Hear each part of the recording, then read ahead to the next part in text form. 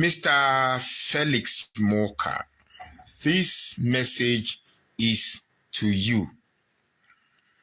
I saw your reverberations on Arise Television, and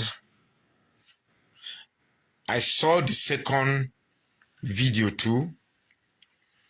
In the first video, it was very clear, unambiguous, unequivocal. When you said that Peter Obi has crossed the line, and whatever came to Peter Obi, he should take it. It was very clear. Now, in your second video on Arise TV, you were trying to damage control. Now, why I have decided to make a response to you is because you are from Delta State. You be my brother from Delta State. And do you know why it's so painful? Especially people from South and Southeast. Why this is so painful is that at the end of the day, they use us to fight ourselves.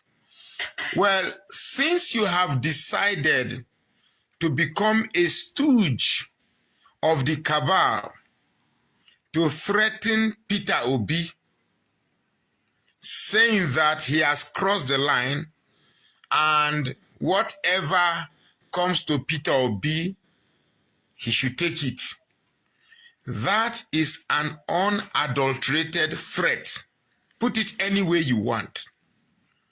If anybody from the obedient camp had made the same threat using the same words, I am sure such a person would have been in Kirikiri by now.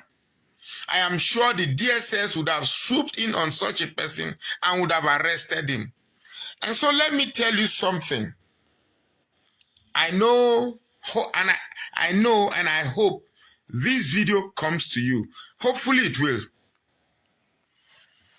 In one of my videos, I made the analogy of the wildebeest. Now, I don't know whether you know the animal they call wildebeest. I think they are herbivores, mostly found in the wild. In that video, I said that the wildebeest, they migrate once in a year when the pasture from one side of the river has become overgrazed. They now go to the other side of the river. They migrate twice a year, to the other side of the river where the pasture would have, the greenery of that place would have improved. And I made the analogy, I said, in trying to cross, there's a river they call Serengeti. In trying to cross that river, they don't just rush to cross, because in that river, there are crocodiles. And the crocodiles too, they know and anticipate the migration of the wildebeest. They know that that period of migration is a period of plentiful.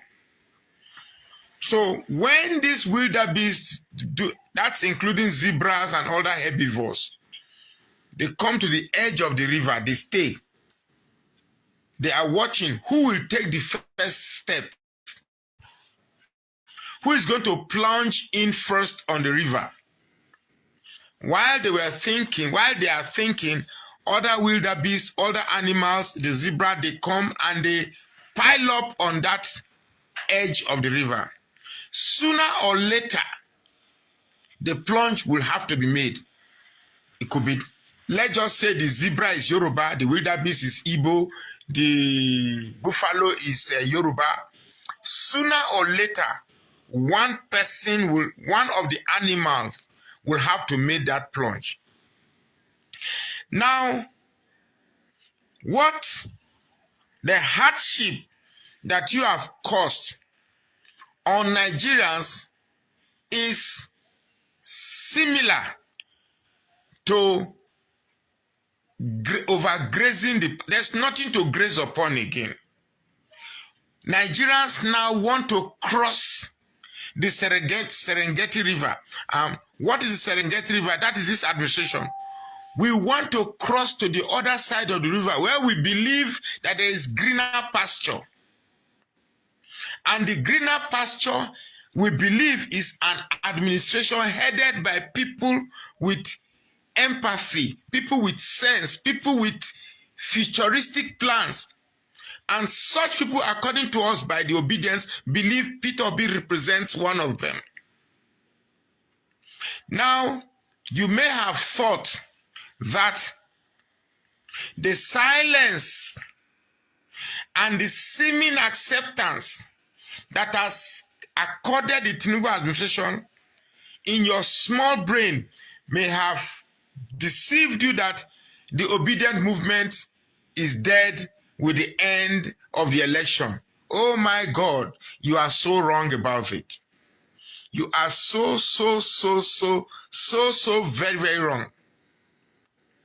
The obedient movement is just silent, not because they are afraid, not because they are dead, not because they have lost their voice. It's just simply because Peter Obi said, don't do anything. I can tell you without a shred of doubt that if Peter Obi says, take back this country physically and by force, the country is gone. There will be no peace. I think in your small mind of the little things that you are getting from this draconian, devilish, hydra-headed, monstrous administration, you thought it was free to say whatever you want to say. You thought the obedient voice is no longer in existence, and therefore you could come and reverberate some nonsense and trash that Peter Obi has crossed the line. Oh, my brother, you are so wrong. You are so wrong. I can assure you without a shred of doubt that you cannot do Peter Obi anything. If you think you are that strong, pick Peter Obi. Just if you want to test, the resolve of the obedient movement, pick Peter Obi. I dare you. Pick Peter Obi. I dare you. That is even too far. I'm even daring you to pick me, that I've said on this account that I said, look, since it's a trade of threats, I'm daring you to pick Peter Obi. Touch Peter Obi. Just touch him. It's not just about mouthing or talking or shouting. I like people who put their money where their mouth is. I dare you.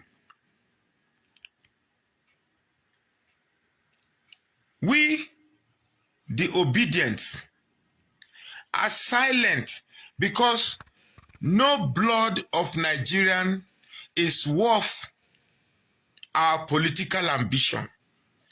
It's not worth it. Because we want to save Nigeria and Nigerians. So it is not worth losing one soul. If a better Nigeria must come, it must include every soul. But if you must push us to the edge of the Serengeti river, sorry, let me take that again. If you must push us to the Serengeti River and somebody makes a plunge, I can assure you that we will definitely cross to the other end of the river. And no amount of guns, no amount of arrests, no amount of threats, intimidation, blackmail will stop the surge. And that surge will come not because we decided, but because you pushed us to make that plunge. You are my brother. I just quickly went through your biography on social media. I just saw that you are from Delta State. I didn't know what part of Delta State. I don't know where Moka is from. But as I see your face, so I suspect say you be Urubu Isoko. So why would we are the ones feeding this country. We are the ones feeding this country. Yet, those who feed from us use us to fight ourselves. Because at this point in time, on that Arise television, the only thing in your mind is a small circle where your mind cannot transcend. It's a small circle around your feet where your mind cannot transcend. And therefore, because your mind is limited by that cycle, you want to prove to your masters to enable you become relevant in that small circle. It's a pity. It's a pity that as Southerners, we are so connected or too connected to what we will eat. And once we get what we will eat, we can sacrifice the general interests of our brothers. Now, you may not understand or have a feeling of the sufferings of the masses. Because, hey, with your job right now, you cannot feel a bag of rice at 110,000 naira. As a stooge, you cannot feel the impact of buying fuel above 1,000 naira. You don't know right now what it means to drive a car and be constantly looking at your fuel gauge to know how much fuel you have consumed in a short distance. You don't know what it feels to have 10,000 naira in your pocket and you erroneously think you have cash, only to go out and you realize that 10,000 is not that much to boldly say, I have cash. Let me go out and enjoy. It is the low mentalities that has been infected to different leaders in Africa, which is sustained by stooges like you, that has left Nigeria into this rather abysmal doldrum that we found ourselves. It's a pity. It's a pity. I am constraining myself to curse you. I am holding back from cursing you because people like you are the reason why I want to believe that hell exists. Because people like you and your employers and your cabals need to have a place hotter than hell. I don't even want God to dip you immediately. They should first dip your prick inside, make it first roast. Then come dip your nyash, make it roast so that you know if it a mess. Then dip your legs small, you go to enter. Until you enter all finished. So that at least they'll leave your head, make you feel cry small. Then they dip the rest of your body. Because what I see this APC government, the only thing APC government has exhibited is the highest form of evil. And in fact, words alone cannot describe the lack of empathy this administration has shown to Nigerians. It is even more annoying that they give you sufferings and then at the end of the day they go to TV station to say that I give myself pass mark, that he has done well. Done well in what? Done well in making Nigerians to suffer. And as if that is not enough, we are keeping quiet and watching. And then because you mistake our silence as docile, you mistake our silence as defeatists, you mistake our silence as disillusioned set of people. You mistake our silence as people who have given up. You mistake our silence as people who no longer have hope. Sorry, sir. You thought wrong. You thought wrong. We are just watching. waiting for the first person to take that plunge. Circumstance has driven us to the edge of the Serengeti River. We are watching. The only reason why you have not seen people talking is because we are confused. If we start, will this one talk about religion? If we start, will this one talk about tribalism? If we start, will this one talk about my brother? The one voice.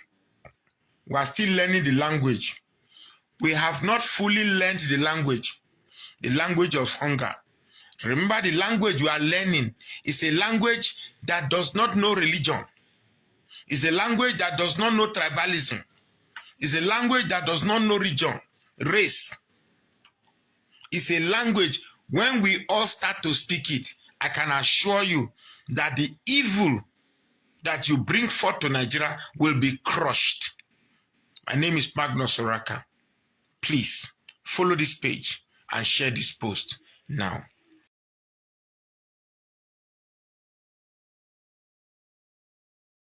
You are going to court to win any case as a lawyer. When I finish, then the answer you give to yourself will be the best answer. When he was contesting as a chairman of Obiakpo local government area, a man brought him to be the council chairman. Senator Sam Mbata brought him to be the council chairman. After helping him, Senator John Mbata brought him to be the council chairman. After helping him to be the council chairman, today, Oyesowike and John Mbata are enemies. When he was going for second term, when PDP denied him ticket, he rushed to our mother, retired Justice of the Supreme Court, Justice Mary Odili, to beg her that they've removed his name from going back for second tenure. And she begged the husband, who was the then governor. And Oyesowike was given second term as a council chairman. Today, he's an enemy to Justice Mary Odili. Rotimi Amechi made Oyesowike his chief of staff and nominated him as Minister of the Federal Republic. Today, he's an enemy to Rotimi Amechi. President Jonathan brought him and handed over to our father, Dr. Peter Odili, to assist him to be the governor of Rivers State. Today, he's an enemy to President Jonathan. Not only being enemy, he went ahead to start dragging property with President Jonathan in GRA, Port Harcourt. He took intervention of several people before he let that property to go. Our father, Dr. Peter Odili, who made him council chairman, who he came to beg to say he wants to be governor, through Ambassador Desmond Akawo, who brokered peace for both of them to meet. Today, because Dr. Peter Odili, one man, is an enemy now to Dr. Peter Odili. Oyesowike, a man who does not respect his father, is in enmity with his biological father. A man who cannot respect his father cannot respect anybody.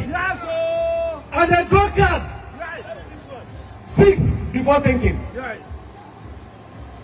So I want to beg that we should forgive him, because he spoke with the level of alcohol he took. And the drunkard speaks before he thinks. Barrister Oyesowike, who is the barrister who have never won any case in the court,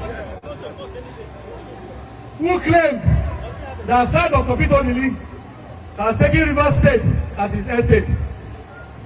When he was governor of Rivers State, Wike appointed his in-law, Ike Obuzo, as the caretaker chairman of Mahmood West local government area.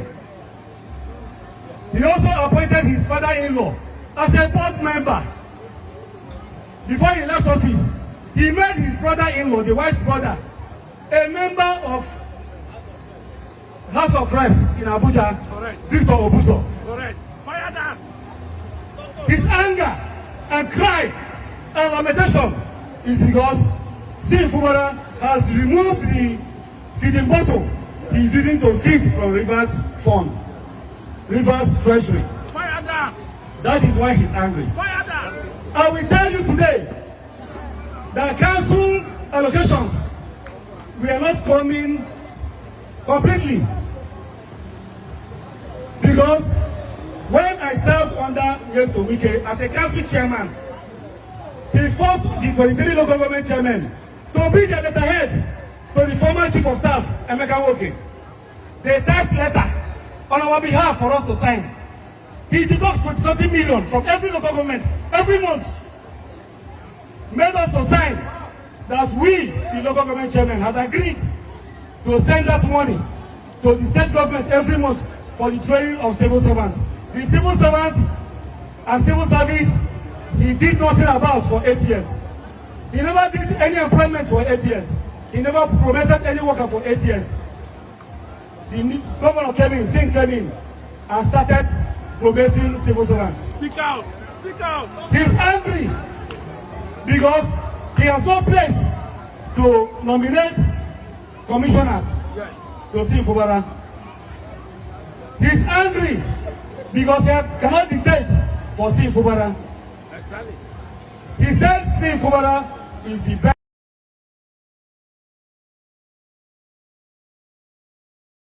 governor receiving lectures from Nyesom Wike of Rivers State, and I weep.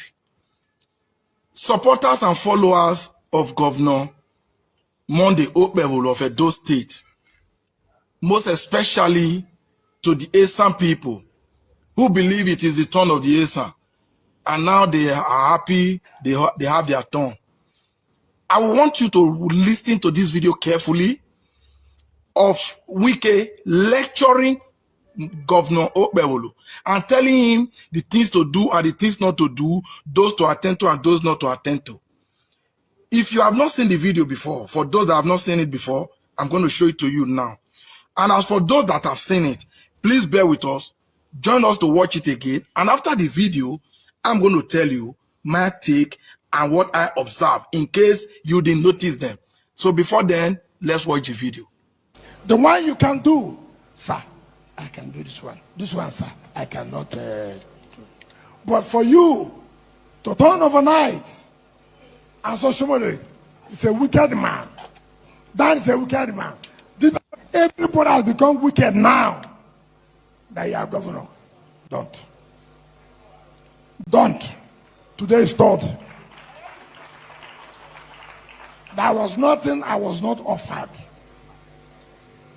I told PDP, I will not, because I'm not a second-class citizen. I must support the South to be president. There was nothing they did not offer me. Even though I know their offer was like a Greek gift. Why yo? When once they have won, will have been finished. I know them. My brother, you are dressing like a Aswaju cap. Continue. No be now. 600, you never say 100 days for free. You don't say. My own no reach 100 days in office. And I saw it. Today, I have this and that, and the most wicked man, I'm looking for this, I'm looking for that. As a governor, 8 years, I'm minister of FCT. What am I looking for in life? What am I looking for? All I'm saying, don't abandon people who labored for you day and night. Every person who supports you needs something. You are not the most handsome person. You are not the most beautiful person. They are supporting you, believing that when you come in on board, something will happen to you in their lives. That's how it is. So don't use that excuse now. Like all these people are abusing me. People like David Briggs. If you hear the story of David Briggs, you won't hear there. But let it be so. So I'm telling you now, don't abandon these people. Who day and night, don't abandon them. Because what you see in governors, oh, the one you can't tell me, sir, I won't do it. Don't pretend. Sister, why I can't do this? See. I tell people, those who come to me, I say, look, you are right, but this one I can't do this. This one I can, this one, let me look into that. It will save you than to say, you know, I just want to play him wayo. You are playing yourself wayo. Thank you, and God bless you. So that was it. You saw it and you heard it. Now let's address this video properly. I don't know if you observe it and notice things very well while he was speaking. First and foremost, before I even start, who was this advisor? Who was the man lecturing our governor? A man we all know who he is. The hardship befalling Nigeria today, Wike has a huge role to play. His involvement is massive. That is the same man lecturing my state governor. And who are the people he said you should attend to? He said the people that labored for you day and night. He said everybody that supported you need what? They need something. Don't forget them. Did you hear Wike at any point told the governor, say, develop your state. Make sure the voters, did you hear him mention the voters? See, these politicians knows that your vote is useless. Your vote is not part of what brought Monday Okpebholo to Sadebe Avenue. It was the Esako magic. We all saw the figures when they were arriving from the three local governments of Esako. The magic perfected by Comrade Adams Oshomole, the man who told Nigerians not to go into politics if they don't have the heart to accept rigging. That was it. So Wike has told the governor not to act like Fubara. Hey. For those that believe that Monday Okpebholo will serve the people rather than the... See, Wike is one Nigerian that of which when I listen to, I don't just know how to react. Yes, this man said things that he shouldn't be saying. Okay, yes, on Wike, you said as the governor for 8 years and as safety minister, what else do you want? I thought you wanted to be president. You wanted to be president and you lost. So you are telling us now that you are okay with two-time governor and being an FCT minister. I'd help you the shame. And he also said something that beats my imagination, that make me ask, are these guys really thinking? He said if PDP have won, we would have been, finished. I don't know where he got that from. If PDP have won, maybe Atiku Abubakar was the president today, it would have been as bad as it is now. I'm a supporter of Peter Obi, who was the best man. He was, and still the best man for the job. But for Wike to say PDP have won, would have been finished. Not, it could not have, see, the worst person won. The worst person got the presidency. And this is the result. And Wike is talking bullshit. Senator Monday Okpebholo, executive governor of Edo State, with the people surrounding you already, I already know where we are going to. For those that are expecting magic from you, that Edo is going to turn to London, that there's going to be a modern Edo, I hope it happens. But I doubt it. The chances are very slim. It's like I've always said, it's not about you. It's not about the governor himself, but about his accomplices. It's about his friends. They say, show me your friends, and I will tell you who you are. Governor Monday Okpebholo certainly have nothing for the voters, for the people of Edo State, because obviously he didn't emerge by the vote of the voters. So Wike have said it all. He said those that stood for you day and night do not turn around there. They all need something. Not the popular, not the populace. He was specific. Adams Oshomole. In fact, I just hope we all saw that and now know what to expect. This is how the Nigerian politics is being practiced. And tomorrow, we expect miracles from these politicians. We are obviously expecting too much. Thank you. All right. Thank you very much, my people. Happy weekend to every one of you. Today's Saturday, 11 January 2025. I appreciate you all. Some of our titles with the put 2024 since the beginning of this year. My attention was drawn to it. People are not versed. We are still used to 2024. So when we are saying like that, don't worry, it will be rectified. But the brain is trying to get used to the new year. I appreciate you all, my people. Mother of all my diaspora, great day to you, mommy. Happy weekend to you. Thanks for all that you do. I appreciate every one of you right there. Thank you very much, Madam Suberry. Thanks for the super chat earlier on. God bless you. I'm very, very grateful. Thank you, thank you, thank you. My wonderful people right there, Madam Rita, I can see you. Thank you very much. Good evening to you. I appreciate you. Love Manduka. Thanks for joining us. Good evening to you, Madam Tusabi. Thank you very much. Hoige. Although I've showcased so many of you already on the screen, Grace Home and Properties, thank you very much. Good evening to you as well. Casey, I can see you. Madam Amin Bright, good evening to you, man. Thanks for joining us today. Streams of Favor, I can see you. God bless you. Good evening to you. Appreciate every one of you right there. Mr. Johnson Emmanuel, thank you very much, sir, for all that you do. Christian CXL, thank you, thank you, thank you, thank you. Ariza Chukuma, Patty Solomon, Michael Abba, Mr. Kings ED, Nobleman, Kent Sim, Georgia Fosa, Benedict Kisdogera, hey, and many others. Olumide, my brother, what's up? It's been a while. Where you day? We don't miss you, not be small. Now, God, I will bless all of my people. Just do your part by pressing on the like button, take our voices far, and let's do this together. And I see all the video I play for now. I got Frank Emmanuel just coming in. Good evening to you, sir. Thank you very much. God bless you. I see that last video why I play so. I know I play other videos, but that particular one from our brother, he was speaking facts and he was spitting fire.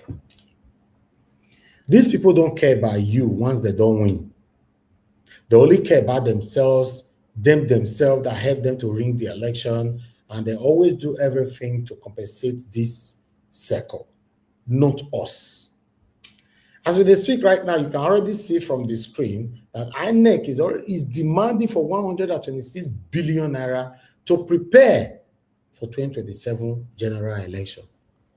The one who will first spend, we don't know how it go. Now around 4 a.m. they ring election, they tell us say it is done. Now he's telling us, I talked about this by yesterday, right? I say, this man, so they power. I want to say that they prepare for 2027. Be not follow like that one.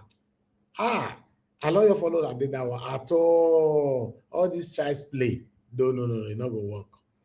It's not gonna work. But meanwhile, a lot of Nigerians, concerned Nigerians outside my own platform, have responded to this, or rather reacted to this. I'd like us to take it from here. You can see the first reaction right on the screen coming from Malcolm. He said, what is the need for the 126 billion naira when the whole exercise will suffer from technical glitches and Mahmood can change the rules midway? Yes, or midnight. Hey, Mahmood Yakubu. Hey. Anyway, Mood said, this individual who has yet to account for how funds allocated to his agency for conducting elections in recent years were spent is now asking for more money? Question.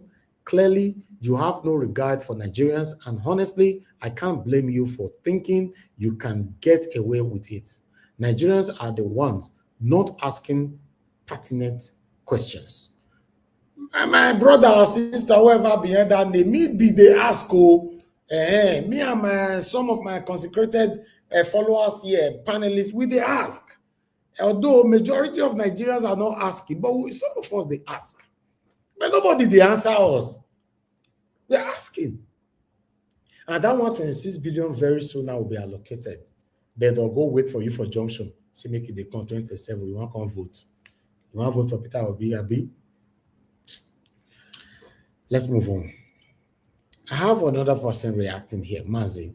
Another cash out season for Mahmood Yakubu. This is an offer to guarantee their selection in the next election.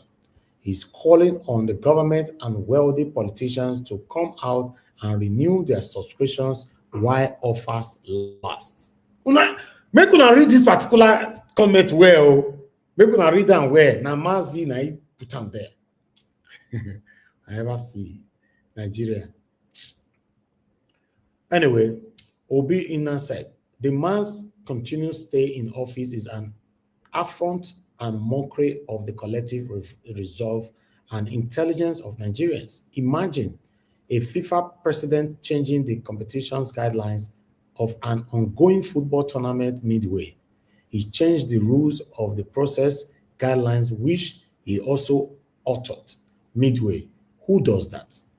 There was a gazetted electoral guideline, which was equivalent to law, used to train election officials and staffs, but on election day, he single-handedly threw it into being. Equipment were bought with billions of naira, but he single-handedly rendered them obsolete and useless. And he's here asking for money to do what exactly? I don't know. And so we see our country, and so it be. But meanwhile, more reactions. Adewale Damilare said, can you guys post INEC news without adding this man's face? Another huge sum of money to be wasted on shambolic elections. So this one shocked me where I hear and shout, but they go pay him. You know, then Nigerians now will not go on the line or want to go and vote again. You know, for me, it be as it gets. To be honest, it really be as it gets. But I'd like to take more reaction.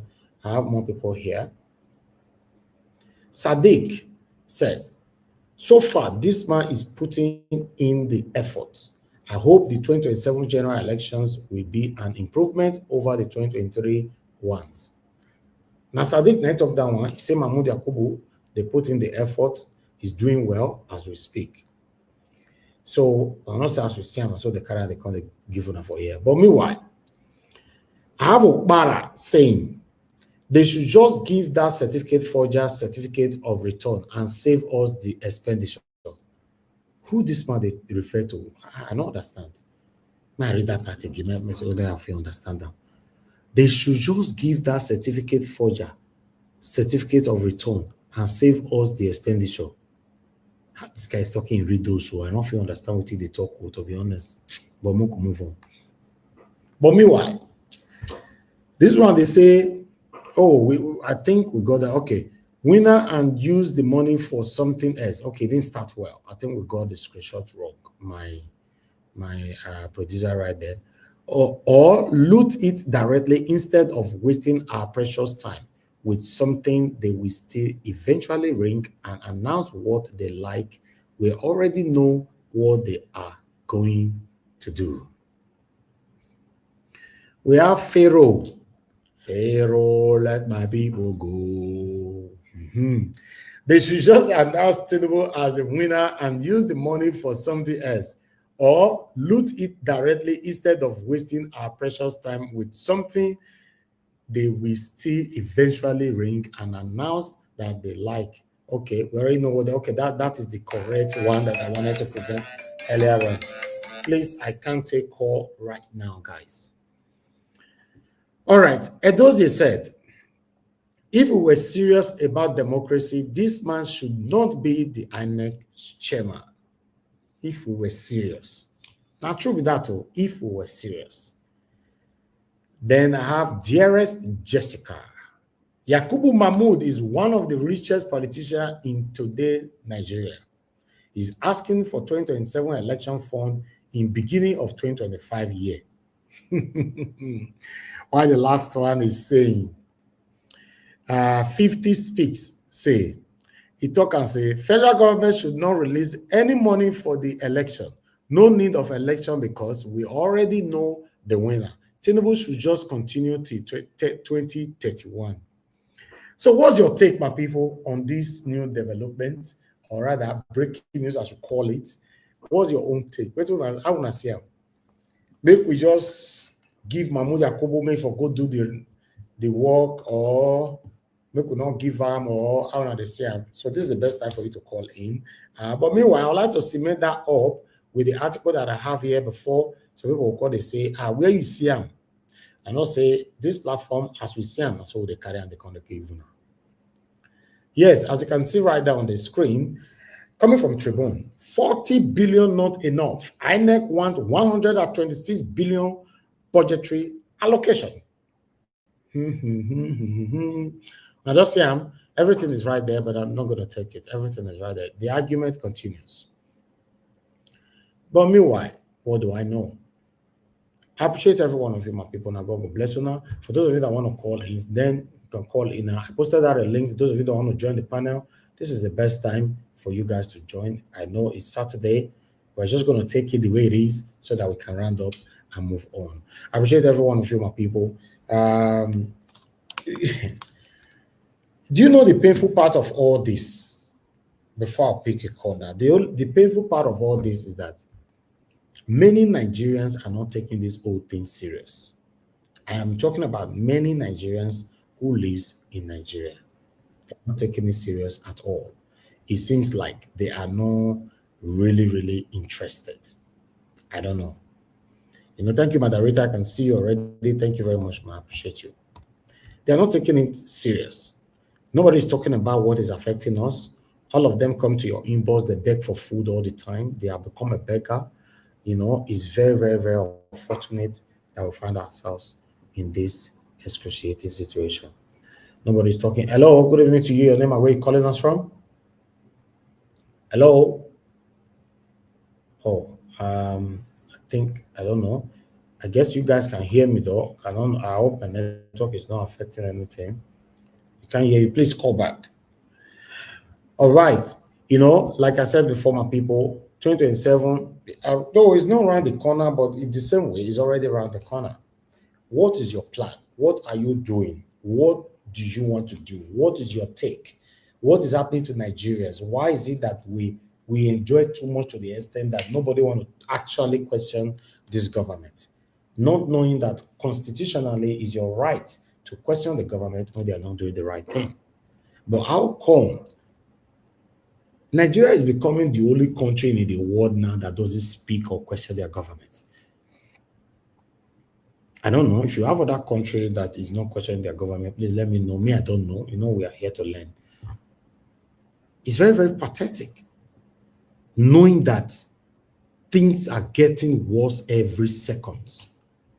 Unfortunately, nobody is questioning this government. Majority of Nigerians are just doing their thing. It's crazy, man. Thank you very much, man, for calling in. Good evening to you, man. Man, the love of God is my strength. Please talk to us. Thank you, man. Good evening, happy weekend. Happy weekend to you, man. To everyone. Thank you, man. Good evening, my sister Rita. God be with you. God bless you and your family and your children. Your children will be great. Your children will not give you problem. Amen. In the name of Jesus Christ. Amen. And I will show you the shout by your family. Yeah, I want to say hello to everyone on the panel. I'm fine, man. Thank you. Everyone on the comment section. Thank you. Everyone on the comment section. Mommy Diaspora, good evening. Happy weekend. God be with you, man. God continue to guide you and God continue to empower you for what you are doing for us. I've never seen a mother who can sit with the son and do this. So we are all proud of you. Thank you, man. Thank you, Nigeria wash. Yes, ma'am. That. You see, you know what? This Nigerian government, I don't know what they call Nigerians. I don't know what they call us. I don't know whether they have seen us finish. That's the word I'm going to use. And let me move into cooking. People are saying this people, they don't see us finish. They see us finish. I agree with you. Nigerian government think calm for their mind and see allow Yakubu, Mahmood Yakubu to see be there as an INEC chairman. That means, you know what I'm looking at here? These people, Nigerian government, you people are daring us. You people are looking at us as if, when I start watching your, this is where I just want to talk about this thing. What is this rubbish? Are we stupid that this man is still going to be the INEC chairman? After all the money he took to organize an election No. This is We are not going. We are not going anywhere. Yes, so I'm I not want going anywhere. Nigeria to maybe the way I'm sorry, Nigeria want to my brother. Maybe the way I'm looking at it, I'm too maybe it's the way it's doing me. I don't do other people like that. Because this is pure total nonsense. That this man see have the infantry and guts to come outside and be asking for money. You know why I will say this, and I'm sorry to say it, because when this man do that last war, if he sleep for a house, close window, open door, and sleep. That is why he's still working all over Nigeria, all over everywhere, going to contest election in another country, because he has seen that Nigeria cannot do anything. So that is why it's coming to us again, so that if you want to contest election, and Nigeria will come out. I want to tell all of you here, when that time comes, I will be on my own and be asking Nigeria not to come out, because it's a waste of time. Thank you. Maybe Nigeria, when they come outside to come and vote, when this man is in charge, that person, they don't take it, they don't take the brain when they end. Yakubu, wherever you are, you don't respect Nigerians. You don't respect us at all. You don't fear us at all. And I will tell Nigerian government, they push us, they put eye for our eye. They push us to one place. When we say Nigeria, they don't wake up.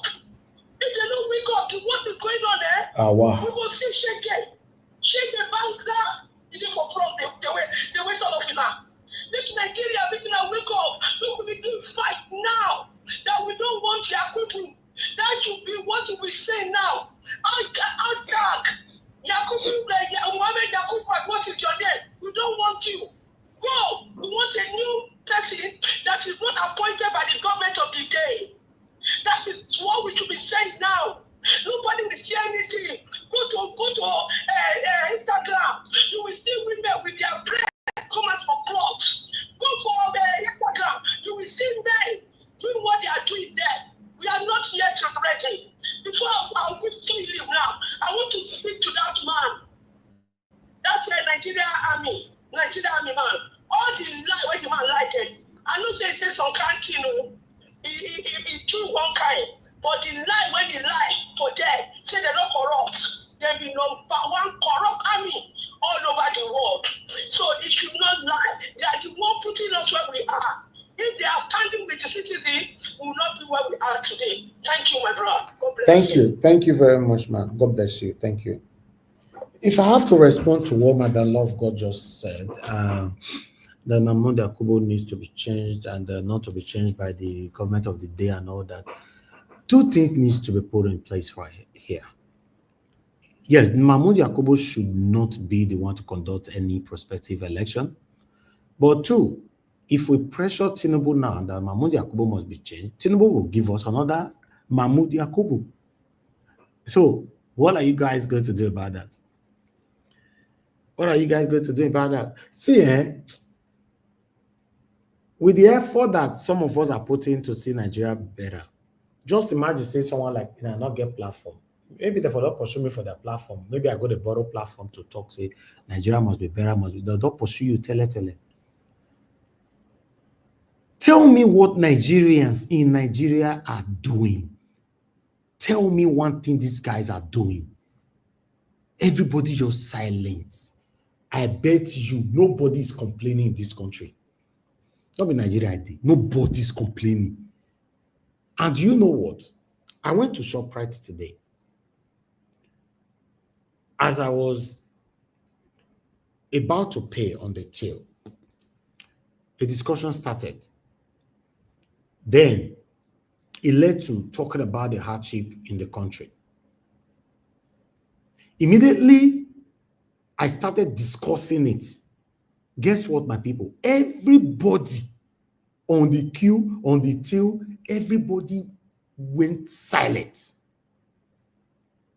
Everywhere, like, I was not thinking I'm talking to myself. Don't forget, these people started this discussion with me, but I diverted it to the government of the day. Every single person for sure, right? That is for that particular on the queue and on the till and everybody just quiet. Nobody want to participate. Not even the attendant. Nobody want to participate on it. They are not interested. I was like, wow. Wow. But guess what, guys? When I was leaving, they were expecting me to give them money. As usual. I was like, wow. People pushing the trolley and all that. Ah, sir. Good evening, sir. Happy New Year, sir. Every sir. But these people, they automatically became deaf and dumb when I switched to the government of the day. I was like, wow. And they tell my people, for now they come in Nigeria, wake up, Nigerians wake up. I don't know which of the Nigerians that they tell make you wake up. That be the one with me they see for here. This guy, they don't discuss this thing nowhere. Where they go and they say people they talk about what they happen for Nigeria. You know your thing. Now inside their living room that they talk about, inside their living room, inside their kitchen. No, I never cross, not even for gym or anywhere. See people they talk, say, we are tired. This nowhere. Let me take this call, man. Good evening to you. Your name, where you calling us from? Hello. Thank you, sir. Your name and where you call from? From Germany, this is Samuel calling. Okay, got Samuel. I better talk to us. Your number, I never save them. Talk to us, sir. Good evening to you. I agree that the panelists, the major tire, they don't really put fear for the Nigerian people, but they should over the parents say for the people come outside, the mama, the father, the rest of the children, they come outside for anything at all. So Nigeria and the Kaba, if you come out for protest for Nigeria, the government they don't get caution. They must buy people. They don't just get that demand. They don't already attack everybody. So the leaders attack the youth. There's nothing anybody can do, no matter what the person want to. If the person people see come outside for protest, they do that protest, and they will see carry go lock you up. So me, I don't know if I want to be tire for which we can just they talk for there. So they say people might go to say we can sit there for PDP. They don't know say now APC now anything. But you want to destroy PDP, you want to destroy PDP down, all because of Article. Because what they have for that last fight for the primary team, they step down for Article. So now we want to destroy it. Now we can APC now in there. People have the big listen at PDP in there. Nigeria is finished. So nobody you cannot do nothing. Nigeria, you see people come out, say people know they talk. If you don't talk to them, they will say arrest the person. You don't do like this, so you talk like this, so the Nigerian government, they understand the citizens, they say they fear. So nobody want that. So when I say you're big, but I don't know why you're talking. You're blessed, they just carry somebody coming here and attack the country. If somebody goes know you attack the country, but people are very powerful. My brother. Like say they patrol, and that's what I say. You attack the country, they're very powerful. They're very powerful. You attack. That's what I say. Because Nigeria, thank you. Go nowhere. Thank you, sir. God bless you, sir. Thank you so much. Let me take another call quickly. Mr. Paul, please talk to us, sir. Hello, Mr. Paul. I lost you there. Okay. Mr. Paul, are you there? Can you hear me? Hello, sir. Thank you very much, sir. Good evening to you, sir. I beg talk to us.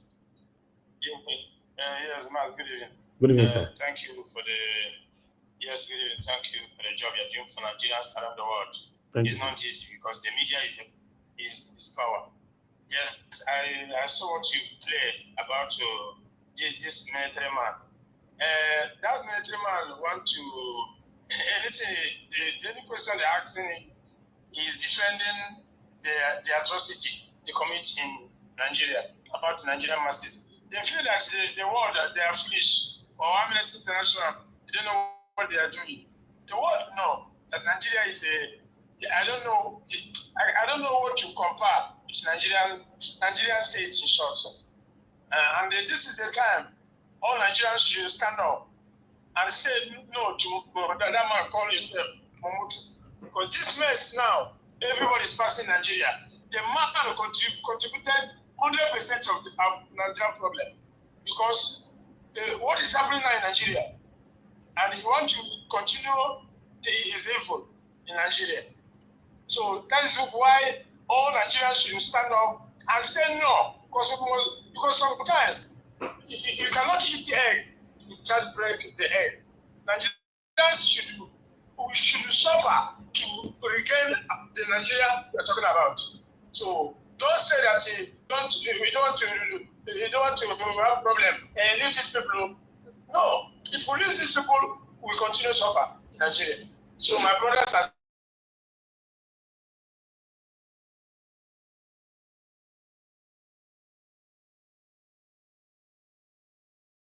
Thank you. All right. My people, and so we see thank you very much. Love God is my strength. Thanks for all that you do, man. I'm very, very grateful. God bless you. Your pocket never run dry. Divine Cross, you say, I hope I not give them money. As usual, I don't know. I wish I have, to be honest, I don't talk so many times for this platform. I wish I really, really do have that mind not to be supporting people in Nigeria. I would have stopped it. But I don't. I've tried, but it's difficult. It's difficult. So, unfortunately, none of them talk. I'm giving you the organic testimony because I did here. Now, you'll be like, say, for me, there's nothing wrong. We gather, we occupy street, tell the government, say we're hungry. Is anything wrong with that? If you even cover protest now again and say, nobody go come out. Nigerians are so comfortable with the situation. I'm telling you. Anyway, let's start talking because the time is going fast. I'd like to move on to the panel. I appreciate every one of you listening to us right there. Please just do your part by pressing on the like button. Help us to share. God bless you all. Let me start with Madam Rita. You're the first on the panel. Then I'll come with Mr. Jonathan before Sir Louis. Madam Rita, it's good to have you on the show. Thanks very much for being there. I appreciate you, man. Good evening to you. I beg, talk to us. Good afternoon, Mr. Elvis. How you doing? Good afternoon, Mr. Jonathan and Mr. Louis. My lovely mommy diaspora, you know I'm the only one that still loves you. And I'm greeting Johnson Emmanuel and every other person in the comment section and those people listening from home. Love of God is my strength. Good evening, ma. Thank you for your prayers. And I say amen. Mr. Elvis, I think I came when that gentleman was talking about Wike's speech. So I don't know about the previous video. I'm hearing you guys are talking about the service chief who came to speak out. I think I've seen that video, but I didn't really pay attention. Okay, I'm just going to go this way. In 2022, INEC budgeted 355 billion naira, 355 billion naira for the presidential election of 2023. Now, INEC is requesting, or rather, they're budgeting, how much was it? 127?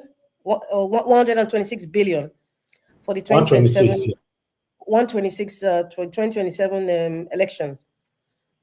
This is also separate from what INEC gets every year. I think as of 2022, as far as I can remember, INEC used to get 40 billion naira every year for INEC. So that is for pay salaries and logistics and maintenance of the different offices across the nation. They get 40 billion naira yearly. And now the budget of 355 has gone down more than 50%. Almost 50%, not 50%. Maybe 45% or maybe 42% is 126 that they are budgeting now. So what happened?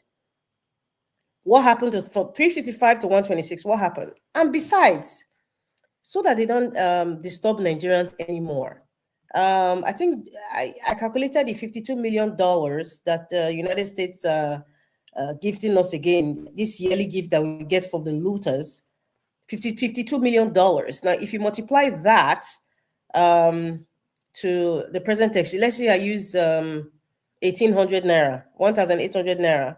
I think that would give us about 93 billion naira. No, so if they give them 93 billion naira, what's left is 35 billion. So they might as well just give this Mahmood Yakubu, the $52 million. It's so that, let everybody just rest and let them share the money, the way they want to share it. There's something that kind of, I don't know if it's an epiphany of some sort. There's something I've just come to discover.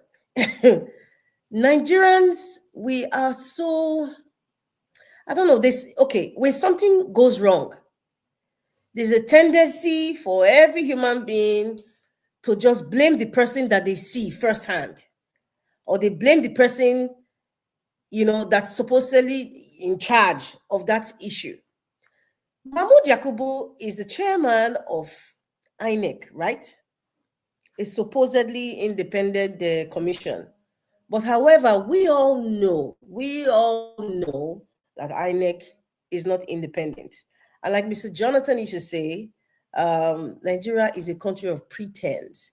We pretend too much. Anytime I think it, the way he says it, it makes me laugh. But it's true. Nigeria is a country of pretense. We all know for a very fact that INEC is not independent, right? Number two, the INEC, the face of the INEC chairman that we're seeing, the way Nigeria is designed, whoever is commander-in-chief will particularly impose the INEC chairman to Nigerians. So who is in charge, people? INEC, what's his name? Mr. Yakubu will have to take the brunt of the different songs and insults because he's the face of INEC, right? But in actual fact, let us really go in depth. Does Yakubu actually have power to make decisions, especially concerning who becomes the president? Does Yakubu actually have the power? Let us ask ourselves, because before we start to crucify the man, let us ask ourselves truthfully. Let us be honest, at least for once. Does Yakubu actually have the power to announce who won the election? The answer is no. In case you don't know the answer is no. He doesn't. So therefore, Yakubu will continue to get the koboko that we are giving him on a daily basis anytime his name or his picture shows up. However, Nigerians should also realize that it's not by saying INEC chairman should be changed. Listen, whether it is Magu or Yakubu or Kubuya or Mahmood or Miriam or whomever that they place there, whoever is placed there will do the bidding of whoever placed him there. Period. It's the root of the issue is really not Yakubu. Because if Yakubu did something wrong and we had strong institutions, right, that we make a petition and we investigate Yakubu and we can have proof or whatever, these institutions, if they were strong or if they were standing 10 toes down, they would do the needful. The man from Bodilon wouldn't be president. But we don't. Let's just start telling ourselves the truth. Let's just start going in depth to what is really happening. It's the same thing I was talking about when we were talking about, you know, the National Assembly members getting these expensive SUVs of, is it 150 million naira or something? The issue is really not the National Assembly members. The issue is every 4 years, there's a recurring decimal where Toyota, including a faceless person or a faceless group of people, they make a deal every 4 years. They bring vehicles to the National Assembly members. It is not questioned. It is not talked about. Nobody talks about which company is the one, that's the one representing Nigeria and making these deals. Nobody talks about that. Nobody talks about why is it a recurring decimal, except maybe, you know, the man from Kaduna, his son that day was just mentioning, just to make it seem like, okay, he's saying something. But in actual fact, you know, the real nitty-gritty is we need to go deeper. What we have is just the face representing whatever institutions that we see. And those faces are the ones that we criticize. Those faces are the ones that we, you know, excoriate. We see all sorts of things, we give them name, but they're really not the ones making the decisions. That's the truth. So I'm not even going to say, oh, Yakubu should be changed, because whoever replaces Yakubu will do worse than what Yakubu did to us at 2 a.m. in the night. Yes, that is our reality, people. That is our reality. Leadership. The only way, whether Yakubu is there or not, like what Black Panther said the other day, the only way where we can disgrace elements like Yakubu and his slave master, whether they are state actors or non-state actors, is for us to come together. It's for us to have one common goal. And then if we stand at the polls and then we are counting the numbers, we are not intimidated by their thugs and their urchins, Perhaps we can make a little bit different. Perhaps we can make a difference. Perhaps. But telling Yakubu to change, Yakubu shouldn't be the chairman, it doesn't make any difference. Please, it doesn't. The man that was there before, Jega and Yakubu, they are not different. Seriously, they are not different. Everybody knows Jega did a very good election, during the Buhari's, entrance, into Aso Rock. He was one of the best guys. I think it was Jega at that time. So it was Jega, and then Orubebe was shouting.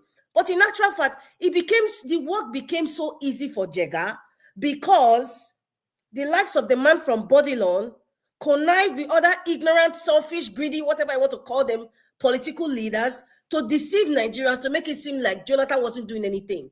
So the work for Jega was so, in fact, it was I don't know what to use, so as smooth as a baby skin. It was so smooth for him to execute whatever I needed to execute.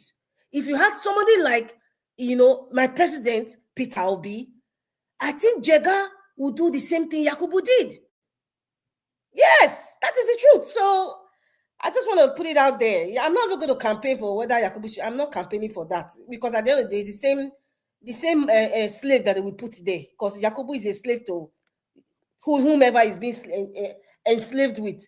And yes, and then wicked speech. Yes, I think those are the three things that I listened to. I don't know if you played any other thing prior to that, but as for wicked speech, what that gentleman was talking about, yeah, he's absolutely correct. But the truth is that we're coming back again. Whatever advice Wike is giving Monday Okpebholo, saying that people actually expect, their life to be changed. That's why they're working for you. That Wike just said what the typical average Nigerian mentality is, period. And what Wike was saying was the truth. What that guy analyzed from Wike's speech was also the truth. Listen, the average Nigerian today has the same mentality as the man from Bodilon. The average Nigerian today will want to cheat you. It doesn't matter how they are related to you, whether they're your cousins or your friends or your best friend. The average Nigerian today, let me say 95%, because I know the other 5% are the innocent children that are less than 3 years old, that don't know any, or 2 years old. So that's why I say 95% of Nigerians today, they think like the man from Bodilon. Perhaps may even do worse than the man from Bodilon. And that's why, Mr. Elvis, you went to the store and nobody's talking about it. It doesn't seem like they don't care. But in actual fact, every Nigerian or anybody who wants to go into politics today is just waiting for the moment to loot, because they will use the Constitution. They know what the Constitution says. They know that they have powers over the security chiefs, over every institution. So it's just, I'm waiting for my turn. So what Wike was saying, it wasn't different from what the typical Nigerians are thinking, and he just said it. And it's the truth, and I'm sure Monday Okpebholo knows that. Anybody who is supporting, many people who are screaming and shouting, I support this candidate, many people, not all, is because typically the average Nigerian in Nigeria thinks like the man from Bodilon. They're just waiting for the opportunity to take that baton. They're just waiting.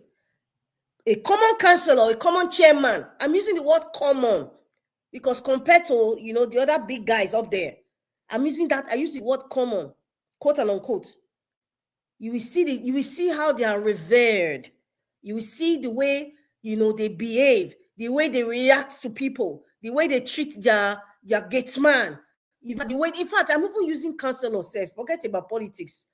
A common lecturer that knows that, okay, he has power over, the script of his students. You see the way he behaved, like a mini god.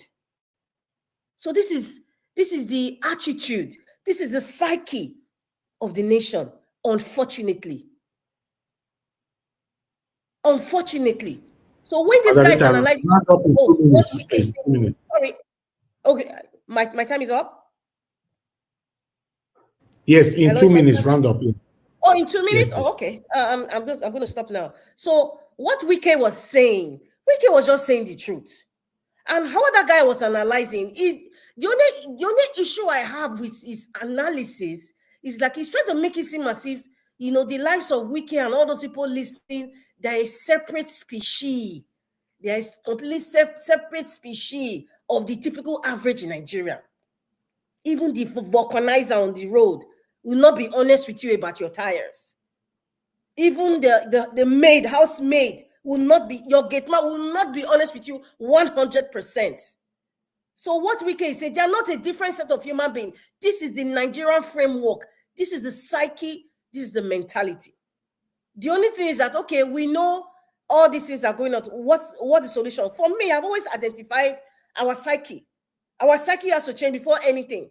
And that psyche will change. And that's why we would be able to come together, like what Black Panther was saying, and aim for a common goal and say, this is what we want. Because at that time, our psyche has been aligned to the kind of nation or a country that we want. But right now, the psyche of a typical Nigerian is exactly like the man from Bodilon. Thank you very much. All right. Thank you very much, moderator. God bless you. Thanks for your submission and your time with us this evening. I appreciate your time. Okay, the next person that's supposed to speak to us now is Mr. Jonathan. But Mr. Jonathan, just hold on. Let me quickly ask Mr. Pansat some question. Mr. Pansat, good evening to you, sir. Are you joining the panel permanently, or you are on the show? Yeah. Good evening, Mr. Elvis. Yeah, I'm on the show, so I'll wait for my turn. Okay. Okay, sir. Thank you, sir. All right, Mr. Jonathan, thank you very much, sir, for joining us today. Good evening to you. Please, I would like you to talk to us, take us through this. Thank you. Thank you, Mr. Elvis. I greet you this today. God bless you. Happy weekend to you. I greet fellow panelists. I greet you all. God bless you all. And Mommy Diaspora, God bless you abundantly, ma. God bless you. All the commenters and the listeners, the callers, I greet you all. God bless you all. Welcome. I will just quickly start from where Madam Rita stopped on Wiki. I agree with everything. The video of the guy that presented that video, I think he spoke well. He analyzed the Wiki's talk. I just call it, that was a talk. He analyzed it well.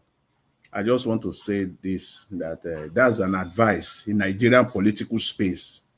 That's a typical advice given to a governor that is running his first term. A Nigerian typical governor that is running his first term, they are just like a script for a first term governor. Those advice does not fit a governor running their second term. It's all political game. The advice to first-time governor is take care of the people that supports you. Take care of your godfathers. Don't turn your back on your godfathers, as he was advising Okpeolo. Don't turn your back on Oshiomhole. Don't do that. Take care of the people that supported you. To him, to Wike, the generality of the Edo State people has no place at all. He doesn't care about the people of Edo State. Doesn't care. Just your supporters. And he was even emphatic. These people that supported you, they expect something from you. Can you just see that? Just that's why when we say, when these people speak sometimes, they don't even know that. They don't even listen to themselves. That one alone, that statement alone could get a governor out of office.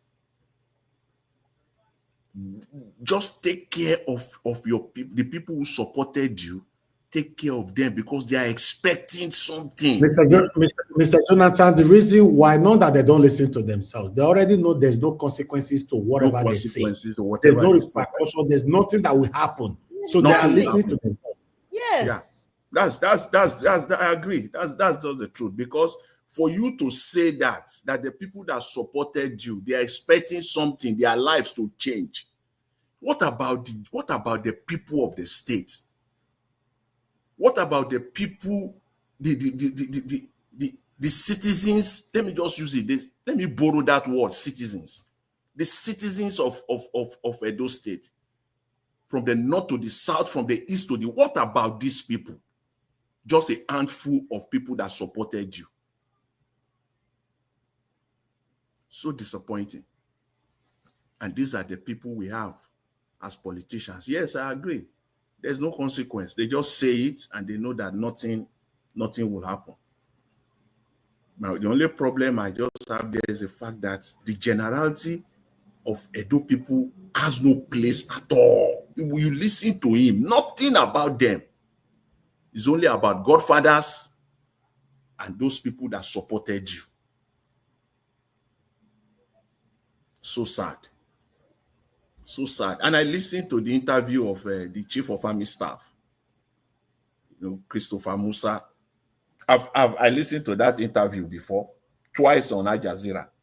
And in fact, is the type of interview that I listened to it gladly. When you presented it again, I listened to it again gladly for the third time.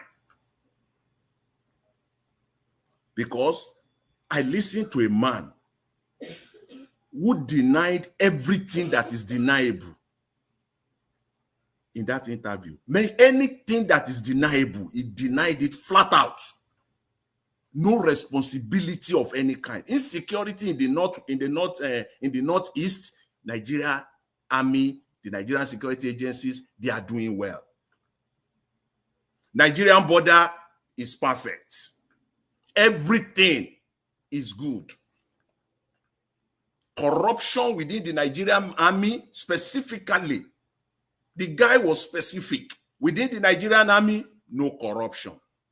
Corruption, you didn't know that he was speaking to, these are not typical Nigerian journalists too. These are not typical Nigerian journalists. There's no bias. Corruption within the Nigerian army, no problem. Okay, fine. The guy went for that. Corruption within the Nigerian security system, still, he extended it. Give him room. Maybe you want to protect your own, the Nigerian army. What about the Nigerian Navy? What about the SSS? What about the Nigerian Air Force? What about all of those? Christopher Musa, no, there's no corruption at all. Everything is perfect. That is the problem we have in that country. When they see it in broad daylight, he was wearing the regalia, well dressed in a general, and he was lying. He was lying to not to Nigerians now, to the entire world. Nigerian borders, so porous. The guy asked him, how is it that ammunitions are getting into Nigeria? How? Even when asked that how are these people being funded, he said there is international conspiracy. There is no, he refused to take responsibility of any. Nigerian government is free as the air. Nothing. They are not responsible for anything. At the end of the day, in the final analysis, he laid the entire blame on international conspiracy against Nigeria. And the guy asked him, finally, who are these people? Who are this country? Who is it? Which country or individuals, organizations or groups that do not want Nigeria to prosper or to go forward? He said he just doesn't know.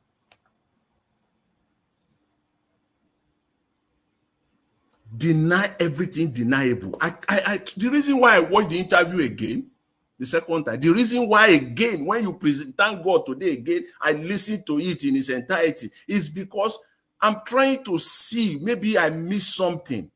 Why this guy was denying everything. Whether I can make a sense out of it, none. It is just the typical Nigerian leader. Whether within the military or within the political space, they are all the same. All the same. Just playing to his political masters. Corruption within the Nigerian army. A baby in the womb know that. over 4 trillion, this 25 budget, over 4 trillion budgeted to defense. Out of this money, we all know what will happen.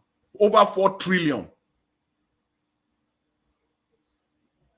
And yet, some group of insurgents, as they will call them, terrorists, still have the guts, the temerity, the audacity to attack a military base and buy 6 Nigerian soldiers. And then the National Security Advisor, Nuru Ribadu, will still come out and say insecurity has been taken care of in Nigeria. Who is deceiving who? Who is deceiving who? Somebody must account for all these trillions and trillions that is being budgeted year in, year out. And yet we're still seeing this kind of insurgency, as they call it, this terrorism act taking place. A military base attacked, 6 Nigerian soldiers, bye. And I don't believe anything that comes from the Nigerian space. I believe that there probably more than 6 soldiers that were bye last Sunday, barely almost a week ago now, in broad daylight, a military base.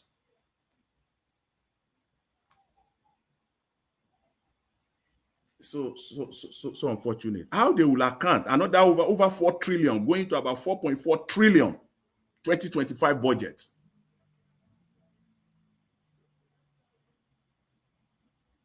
But let me just end it up here today with respect to Mahmood Yakubu.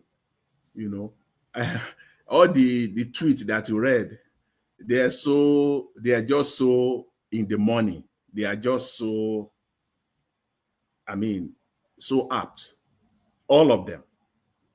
You know, they should just announce the results. I think I don't think I'll be able to do a better justice to what Madam Rita have said. Let them just go and announce the result and print the return certificate and give it to Tinubu. Just go ahead and do that. Don't waste our time.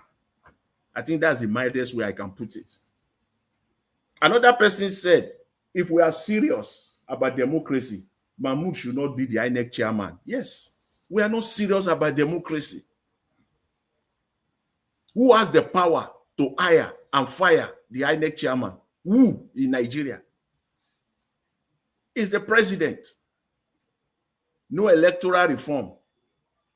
INEC asking for over 120. See, let's make no mistake about it. The 126 billion naira they are asking for, it is not for the 2027 election proper. It is not. They are still coming. They are still coming for the big one. It is still going to tally to that over 300 billion that they got in 2023. It will tally it or exceed. It will go into. I can take it, please, if you can record.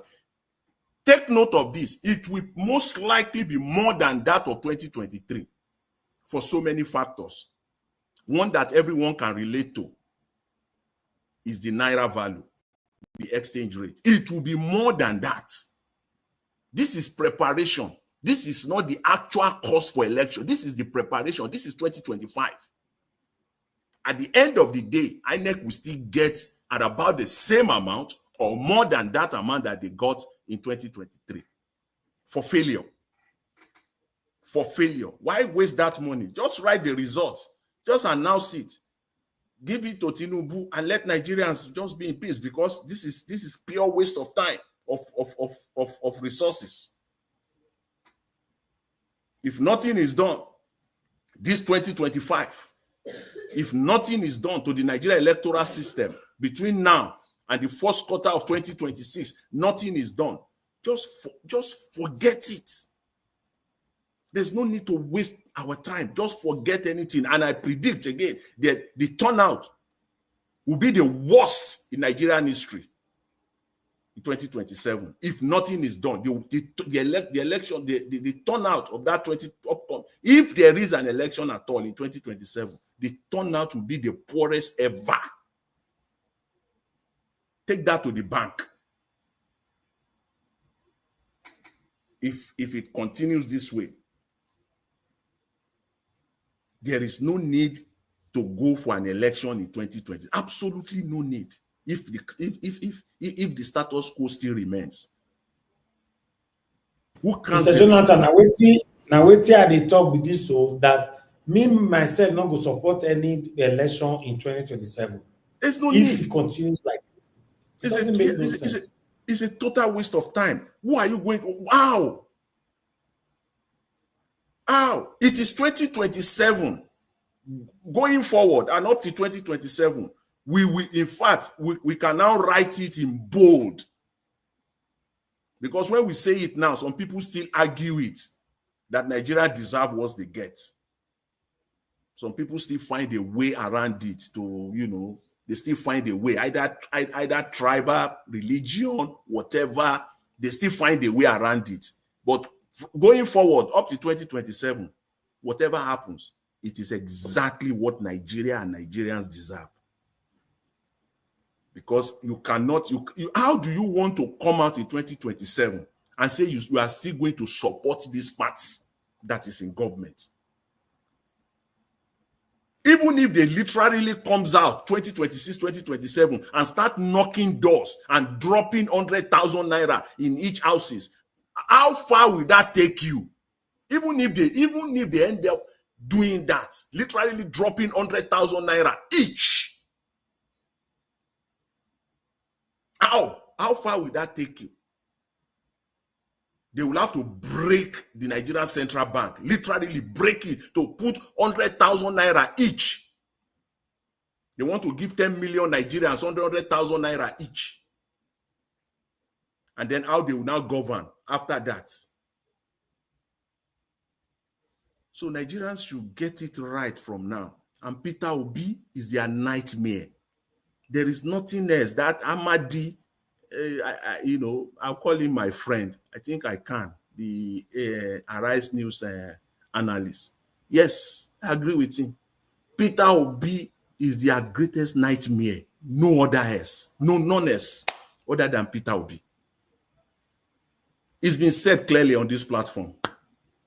And it's exactly what we're hearing all over the space. It's only Peter Obi they will come after. The likes of Moka, Ononuga, and all of them. For crying out loud, people are speaking against this government every day. Politicians, they will not take time to come out to channels or to Arise. Moka has been everywhere, that every possible place it can be, TVC, all over. The other day, he was talking on TVC, and he said, I have been to other places this morning as well. I started wondering, you've been to Channel, yes, we know. You've been to Arise, yes, you know. Now you are in TVC, and you are saying that I've been to other places this morning. Then I started wondering. So that means this man has been to everywhere in Nigeria. Just because of one man. Look at the time that he's spending, the energy and resources they are spending on one man alone. 2 years to the election, or still 2 years. There are many politicians in Nigeria talking against this government every day, even much more, doing better, analysis, putting it on the table for Nigerians to see. They will never come after them. They will never, because they know that those ones are not relevant in the scheme of things. It is Peter Obi. Peter Obi is their greatest nightmare. It is a threat to Tinubu in 2027. Anyway, Mr. Elvis, I'll leave it there. I'll leave it there for now. Thank you. Thank you very much to everyone. Thank you very much, Mr. Jonathan. I know you are surprised and you are very, very, very disappointed over the situation of our country. Like I stated before you came in, 2027, I will not be only today, I don't want to talk. Me no go come here, can't jump like I did in 2023. I'm going to say, no, so person I disappoint must win. You cannot win. Let's say it how it is. I don't want to waste my energy, for coming out every day, to be saying this person go win. You will not win. With the structure that we have right now, you go win. How? Tell me how first. How? Is it the candidate or the people you believe that will support you to win? The whole thing you look bala blue. It's not working, man. Sir Louis, please talk to us, sir. Good evening to you, sir. It's good to have you on the show. Okay, Sir Louis, it looks like you're Hello. not there. Hello. Hello. Good evening, Thank everyone. you. Thank you, sir. Thank you very much. Good evening to you. Please talk to us. Yes. Just a quick one. I think what this platform is doing is what our urge other platforms to do. You know, we have to continue to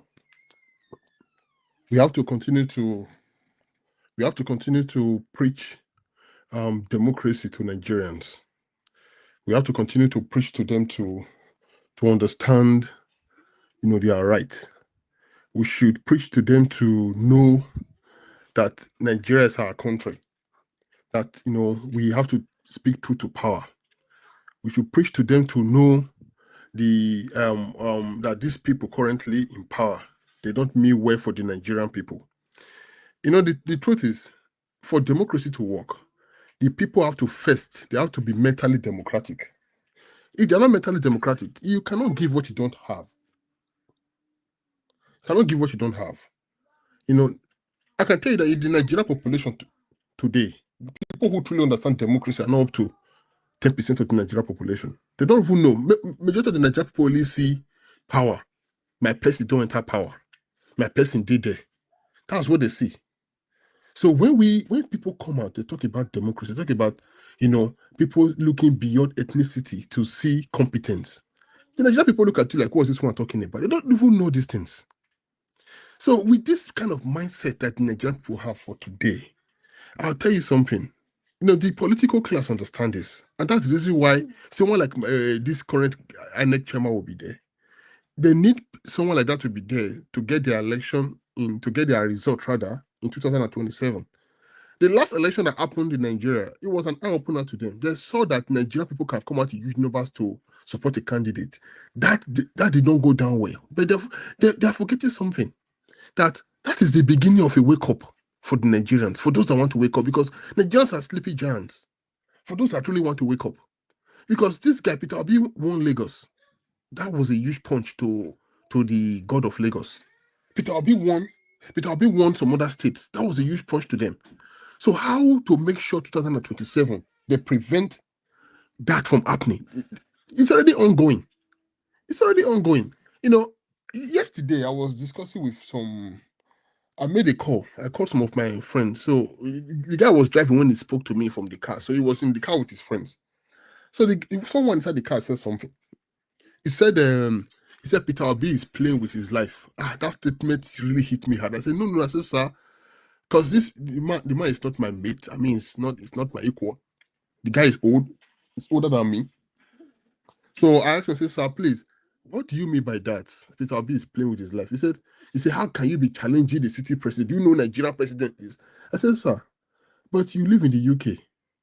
You see, I said, but imagine if we have a system like that in the UK where you cannot challenge anyone in power, will you be enjoying the system in the UK today? I said, will you be enjoying the system in the UK today? I said, do we really want to build democracy? Are we trying to build a democracy that our children will come and they will enjoy the foundation we've laid down today? I said, now, can we have a democracy where there's no viable opposition? Peter Obi is doing what an opposition should do in a democratic setting. You live in the UK, see what Kemi Badenoch is doing to Kestama. That is what Peter Obi, that is what, you know, the PDP and other people should be doing. This man is coming out to speak for Nigerians, so telling me he's playing with his life. I don't understand. You know, and this is the problem is that Nigerians, they've not accepted that yet. They've not accepted that yet, that this is democracy. Because we come from a place where in the ancient times, when you challenge anyone in power, it's another person's head will be cut off or whatever. You know, so that is still in their system. This system of that one Ababa will not talk to Ramo. That is still in the Nigerian system. They still don't understand yet that this is democracy. I can tell, like I said, only people who truly know are not up to 10% of the Nigerian population. So we have to continue to use this platform to preach to them. And I'm big because sometimes when I have time, I do join that platform, maybe on TikTok or some even the other guy who used to be with Sarah before. What was his name? Doctor. This that. Sometimes I do join them. I do listen to them. People should begin to, because the more we do this, the more we wake up many Nigerians. And Mr. Heavis, I will really appreciate what you are doing. You are doing a fantastic job, because what you are doing right now, you think is just we talking. You don't know how many people right now are listening. So people are direct listeners, some are indirect listeners, but this message is going far away, because Nigerians should wake up. What we have on ground now, 2027, it's just a selection process. They already know who is going to come in. They know who is going to come in. And someone told me yesterday while we were talking, because it was a man that did his 60th birthday in London, so I called to congratulate him. So while there was also a communication, they were talking. The man said something. He said Peter Obi will never smell so rock again. He said, take my word for it. He said what the system they are planning right now is by next after this current man completes his tenure, they're going to look for a person who, he said, they will never get an Easterner. I said, okay, I'm not my own. Whoever become a president for me, I'm not ethnic centered on where the person comes from. What I see is who can captain the affairs of Nigeria as a state. But this is their own plan. That because of the agitations they see within the Easterners, so what they want to do is they're going to pick someone from Bendel that has an Igbo name. That person will then appeal to the Easterners. That's what they want to do. Because they said Tinubu doesn't want to hand over to a Fulani, but he doesn't want to hand over to Igbo either. So their plan is to bring someone from Bendel, maybe from the Anioma Ika, or maybe for Igbo, someone that has an Igbo name. That's the man was not telling me. He said I should go, and he said, you know what? When I say these things to you, write it down. He said, years to come, you will tell me I said it. And this is not who a young man talking, it's an elder. So I was just like, okay. So see, when I see people, when I hear these things, it just makes me wonder that, you know what? Forget it. The power rotates around within this set of people. Now back to what Wike said. Wike only spoke the reality on ground. He just voiced it. We know that is what they do. On many occasions, I've sat down to ask myself, I said, you are elected a governor, the huge allocation coming to your hand monthly to run a state. You are not the one who will pick the wheelbarrow or the shovel to go and do the road. All you need to do is just sign the project, release funds to a better company that would execute that project. That is still an issue to so many people. So you spend 8 years in office, and you will leave the state far worse than it was when you entered. So that tells me that, according to what Richard Branson said, Nigerian politicians are not only corrupt, they are insane. There is insanity in the system. These people they don't think straight.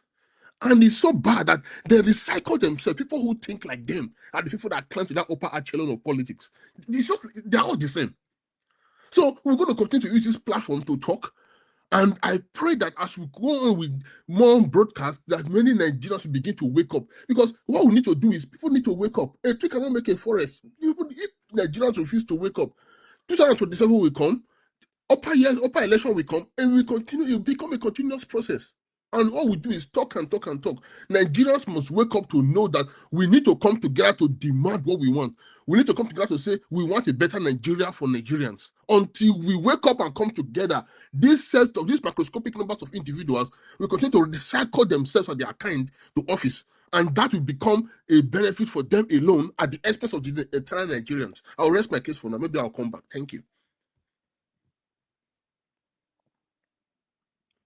Hello? All right. Thank you very much, sir. Yeah. Louis, God bless you, sir. Thanks for the kind words concerning our channel here. Yes, it's a collective effort, including you. And all of us will do the work together. Thank you, sir. Yes, I will join you to call on others to put their effort to do the same like what we're doing here. I've said it so many times on this platform that we need 50 Nigeria Watch platform, 50 minimum, at least. That noise will be making it every single day. But I'll continue to emphasize that I'm not saying a platform where you come out once a week or once in a month. No. If you can dedicate yourself to something else, you can dedicate yourself to this, talking about what is affecting you and I. Just imagine we have 50 or maybe 100, but 50, I'm not too greedy. More would say 50. And we are out every single day. You say our government not going to listen to us. So, what do we know? Anyway, thank you very much, my people. I appreciate you all.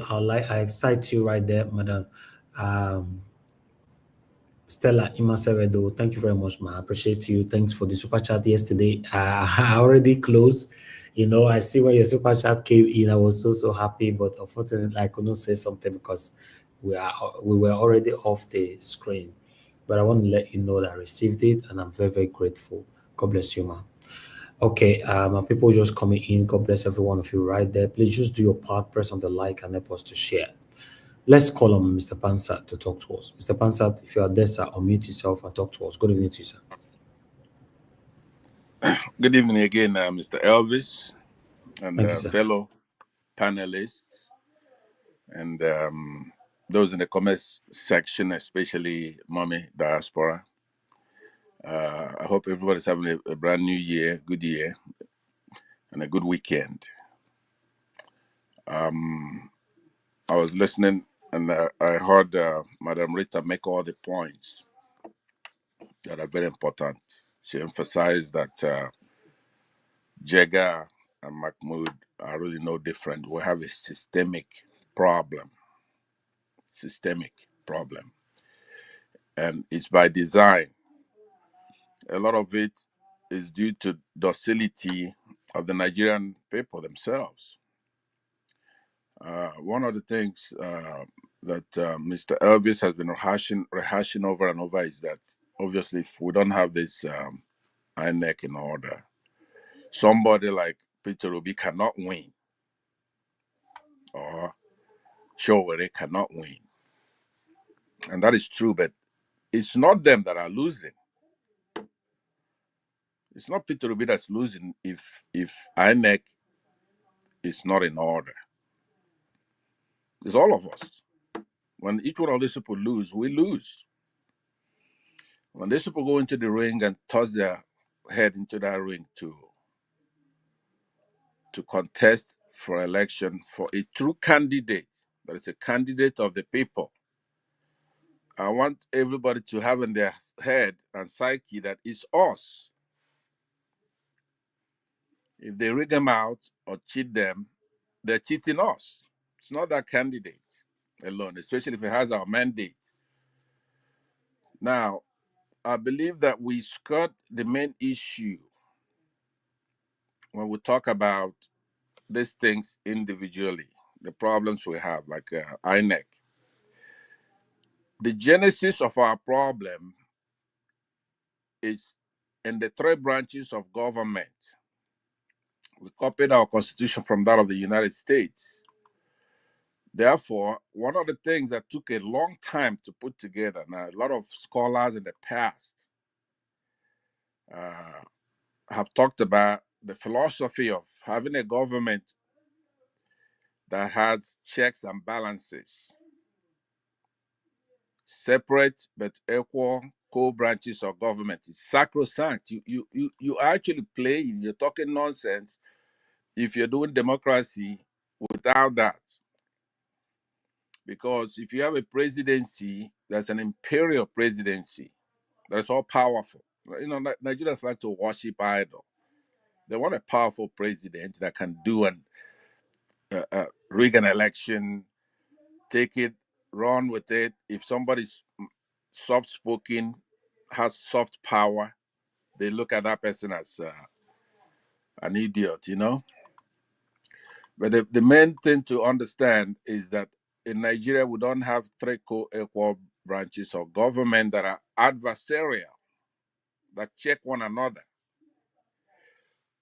It's impossible to have a democracy without that. We might as well just not waste money having all the other branches of government, right? They have to check each other, prevent any one of them from gaining too much power. The legislative branch should have the power to make laws, but the executive branch can veto those laws. But that legislative branch can override the presidential veto. We don't have anything like that in Nigeria.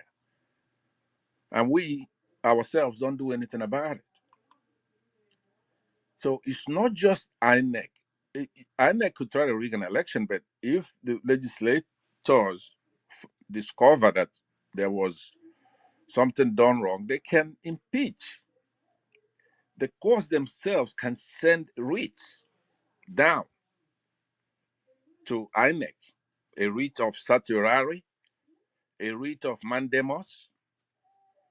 Even when the process is going on, the courts can come in and say, hey, do this job right.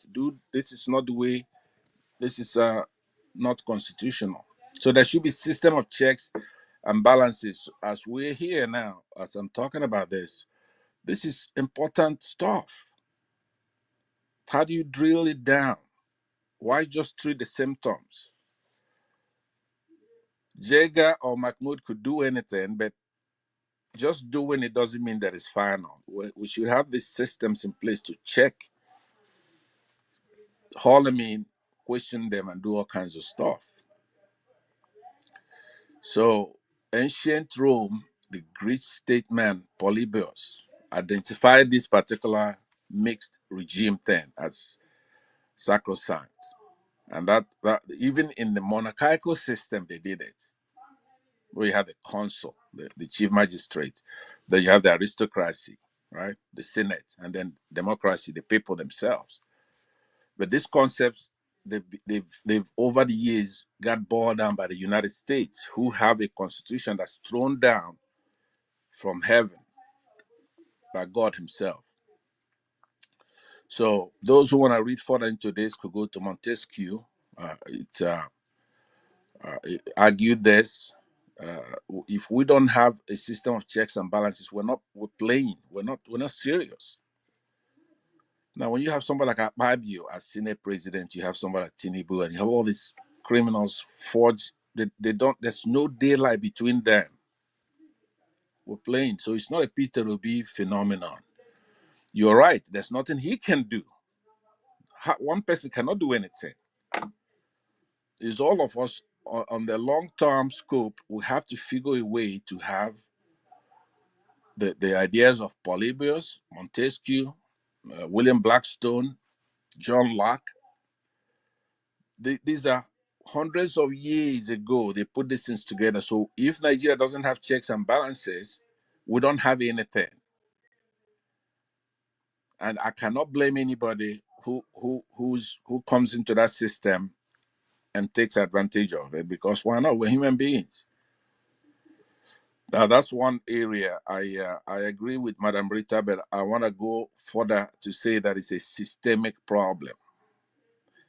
And I also concur with Mr. Elvis, but whenever you use the word Peter Obi, you are talking about us. If it's weak, it's because we're weak. All we want him to do is to go in there. He has a record to go in there to cut down the size of government, be honest, don't put his hands in a government tail, listen, obey the laws. Basically, that's all the virtue that P2B has that we look forward to. He's not a revolutionary. He has soft power, people power. They haven't touched him because of us, not because of he's probably not strapped like I am. Probably not strapped. So government can do anything, and every government can do anything to an individual. So we have to identify that P2B is us, or Showore is us. If it's Showore is the one that the people pick to be in front. But if we're docile, they have no power. I know what I did here when Showore was in trouble, because one of the things that showed me the hand of the Western powers is with Showore. It was glaring. They hauled him in there and they did everything to him. And the ambassadors, you have to remember, they pick up the phone and say, release that boy. Before they hang up, they will do it. According due process. The same thing with Nnamdi Kanu and the Brits. Britain, obviously, that's who's holding Nnamdi Kanu. That's probably why they haven't buyed him. That's who's holding him.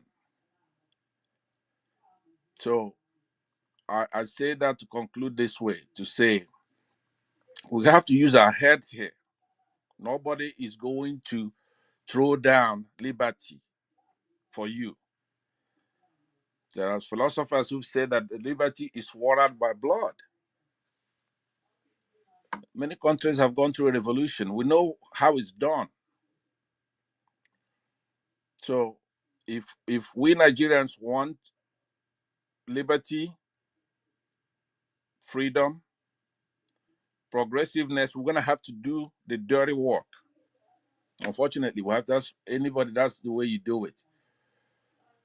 We don't have a separation of powers. So let's just understand that that grave, you have to be an animal to live in a country where the judiciary is corrupt. So that's the last hope of mankind. But in our country, we don't have a judiciary. Do you know that even in our country, you have states like Kano where apostasy is legal? In essence, if you belong to a church and a mosque, and you don't want to be there anymore, you say, okay, I don't want anymore. Then you're condemned to death. And we have all kinds of stuff in the country. So it's a systemic problem. We don't have a judiciary whatsoever. Let me tell you something. Even if INEC goes there and does the right thing, let's say we have an election in 2027 and Showore wins the election. Do you know that if it's challenged, you go to our Supreme Court, they could yank it from him and give it to somebody else? And it's just not, I expect stuff like that.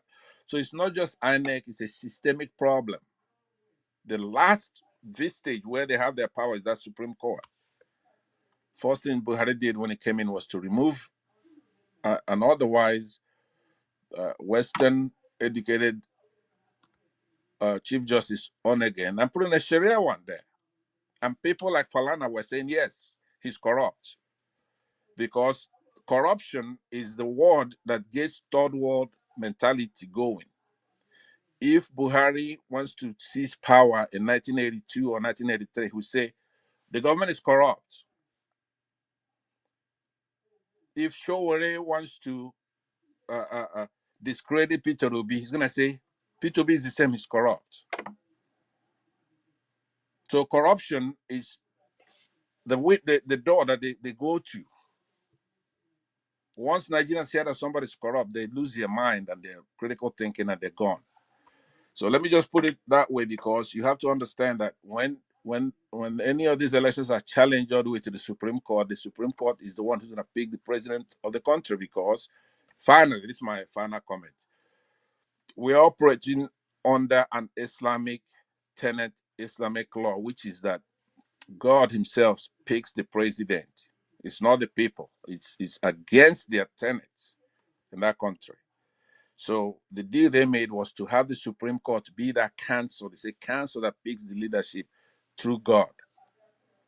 So I put it like that. But anytime there's criticism of weakness, P2B is not weak. We are weak. The system is weak. So that's true. But you give him a good, strong system, he's going to be able to govern the country without any animus. He's not a corrupt person. He's not weak. He has all the stuff that we're going to need from any of these other characters. He's not the only one. Baba Ahmed, that is good. Right? There are a lot of Nigerians who are capable. Somebody like Ngozi Okonjo-Iweala is good. Somebody like Madam Ekwesili is good. Somebody like Kenneth Okonkwo is good. Good orator. Good democratic background. I listen to him. He's very good speaker. And his heart's in the right place. But they're not tested. They're not. We have one now. We have to all consolidate. All these people have to come under who the people want. We don't want the division. We don't want the division because there are a lot of people who have good qualities, but that's not the only thing. If the people are picking out one person, let's all support that person, unless any of them could say, okay, now this is why we should not go with so and so. So there should be a primary, yes. They should challenge Peter Obi in the primary stages. Tell us why you're better. But for right now, the prima facie case has been established that Peter Obi is who the people want. That's who won the last election. So if you're gonna have to come in now, come in early, bring something to say, this is why this is wrong. This is why I'm better in the comparative sense. Because for right now, P2B has sailed all the way to the superlative, which is he's the best that the people have picked. Thank you very much, Mr. Elvis. And I'm still around. Yeah. Thank you, Mr. Pansat. God bless you, sir. If I have to add to what you just said, that everybody is saying, or rather, Peter Obi is what everybody wants. Even the poll and all that, Peter Obi, fine. We understand that. If you ask me, Peter Obi is who I want as well. Like I said, except maybe other people come in, that I'm okay, let me reconsider somebody else over Peter Obi. And the only person I think, which I'm not sure, depend on how the campaign will go, that I can choose over Peter Obi will be Ekwesili. Ezekwesili. I like that woman making an obvious, but still, let's come to what Mr. Pansat is saying. Peter Obi, fine. We already know all these things. That's not a problem. But how is he going to win it? Yeah, Is what I'm Mr. asking. Elvis, yeah, I know that's a rhetorical question, but I wanted to add something.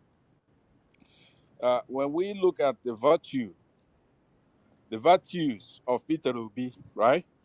One of them is that he's going to be able to deliver 5 states from the southeast.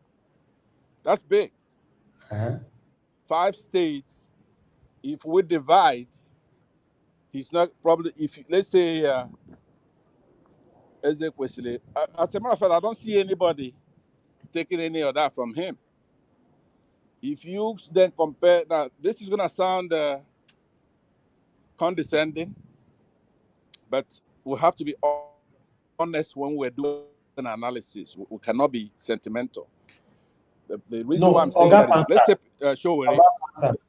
Yeah. Oga Pansat, let's forget about the comparison. Let's forget about the comparison. How will Peter Obi or whoever, anybody else, going to win in 2027? That's what I'm focusing on. Let's forget about the comparison.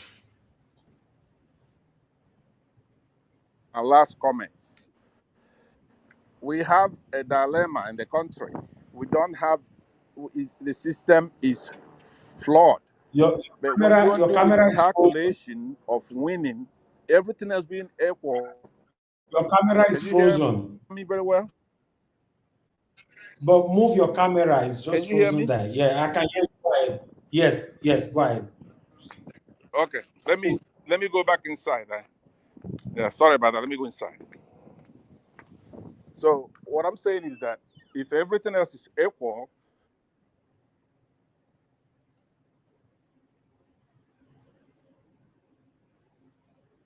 yeah, it's better you off your camera and speak.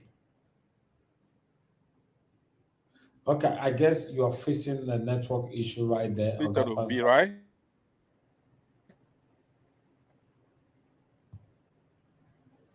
Okay. Mr. Pansat, your network is terribly bad. Yeah, I'm up in the mountains, so we have fire all over this state, Okay, California. quickly respond to that so that we can round up. Yeah, what I'm saying is that we have to be realistic. If we have a candidate that we know can deliver at least 5 states to begin with, let's say they're equally yoked with, can Showore deliver 5 states? 5. He cannot. Now, why doesn't he work together? Why do we have to be pussyfooting around like we have choices? We don't have choices unless you want to play into the hands of these people. Showore is good, but when you're doing the calculation of a strategy, how are we going to win? We cannot have one of our own pissing inside. He cannot deliver 5 states. That would be a miracle. Now, do I want it that way? No, I don't. But that's the way it is. So we have to do the calculation and we have to be realistic. We got 2 years to put it together. Yeah, but I know after all this calculation of that Pansat, you are still not answering the question. How are you going to win 2027? That's what I'm saying, with Mahmood Yakubu.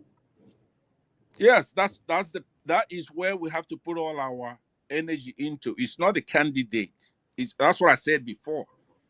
It's not the candidate who has to fix that. How is the candidate going to fix that? It has to be the Nigerian people who's going to But fix the that. people are not fixing it. The candidate is not fixing it. The people are not fixing it. Who is going to fix it? Even the government don't want to fix it. So how do we engage with 2027? We engage in 2027 by methodically finding that silver bullet that's going to make sure that the election is sacrosanct.